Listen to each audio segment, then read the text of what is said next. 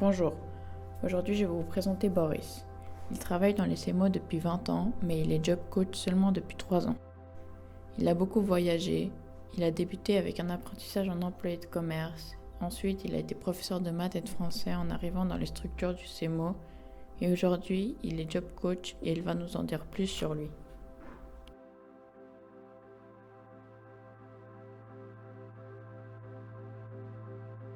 Donc à 19 ans, je me suis retrouvé libre comme l'air. Et puis là, pendant une assez longue période, au fait, j'ai principalement voyagé. J'ai fait des tonnes de petits jobs. Donc je n'ai pas vraiment de projet professionnel. Au fait, moi, ce qui m'importait à ce moment-là, c'était plus de faire des expériences. Donc en gros, je travaillais 6 mois, j'économisais de l'argent. Et puis je partais. Donc j'ai fait plusieurs fois le tour du monde. Alors pas le tour du monde comme ça. Mais j'étais sur plein de continents différents. Et j'ai bossé beaucoup dans la construction, la restauration, paysagiste, derrière le camion poubelle. Enfin, j'ai fait des tonnes d'expériences professionnelles.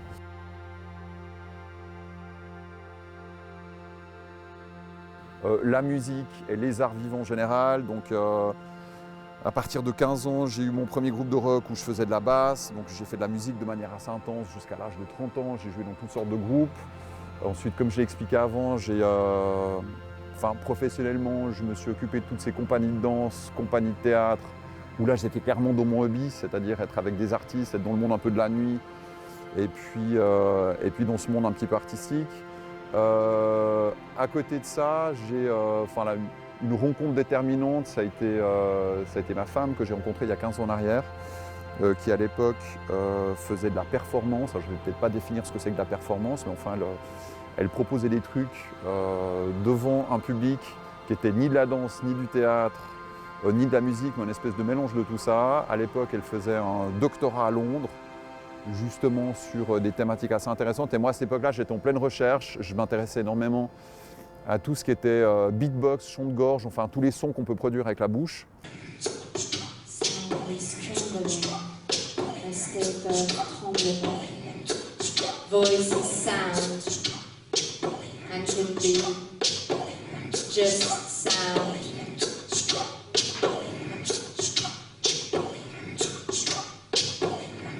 Hear the sound of your voice.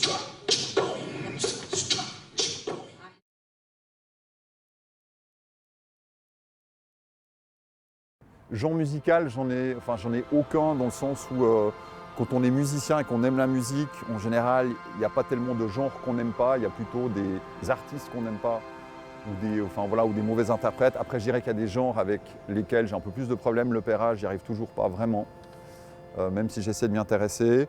J'ai un petit peu plus de soucis avec les musiques latines, avec tout ce qui est salsa et compagnie. Mais sinon, je ne sais pas si vous regardiez par exemple mes favoris sous Deezer, vous découvririez que je peux autant m'éclater avec toutes les musiques urbaines, que ce soit le hip-hop, la techno. J'ai une grande culture rock aussi. J'ai écouté énormément de jazz aussi à l'époque où j'étais musicien. Et sinon, j'adore les trucs un peu tordus, quoi. J'aime bien les musiques un peu expérimentales, les choses un peu qui écorchent les oreilles. Mais malheureusement, je ne peux pas les écouter souvent parce que dès que je les passe, en général, ça énerve les gens autour de moi.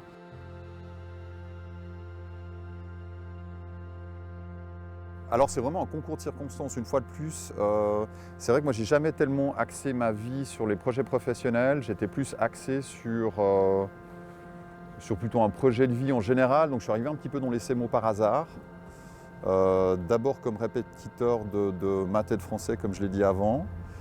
Et puis petit à petit, j'ai versé un petit peu plus dans l'insertion, en passant vraiment plus par la porte des nouvelles technologies et de l'informatique.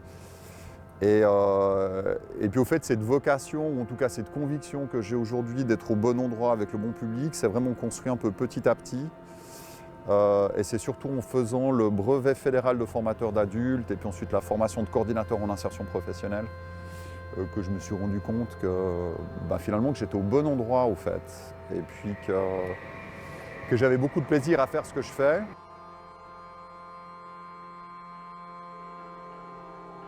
Sincèrement, je pense quasi toutes les professions. En fait, moi j'ai une espèce de théorie que j'essaye des fois de transmettre un petit peu à mes participants. Alors j'aime bien les gens qui ont des passions, qui sont extrêmement sûrs. Ils savent à l'âge de 5 ans qu'ils veulent devenir pompiers, puis ils deviennent pompiers.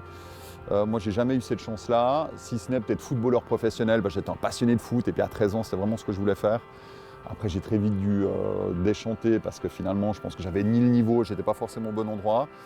Mais moi, des métiers, j'en ai fait des tonnes déjà. J'ai eu la chance de faire des tonnes de métiers. Et puis, je me suis rendu compte que ce n'était pas tellement le métier qui importait des fois, mais que c'était plus la manière dont je le faisais et puis les gens avec qui je le faisais. Et par contre, peut-être un petit regret. Je pense qu'effectivement, à un moment donné de ma vie, si j'avais mis plus d'énergie, j'aurais peut-être pu travailler dans la musique. J'aurais peut-être pu travailler dans les arts graphiques aussi. J'avais un certain talent pour le dessin.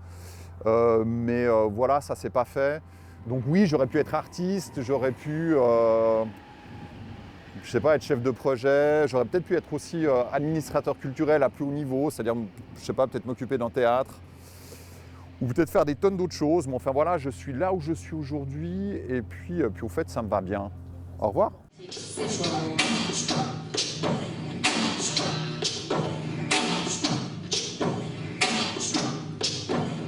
His voice cannot be written down. His brain cannot be written down.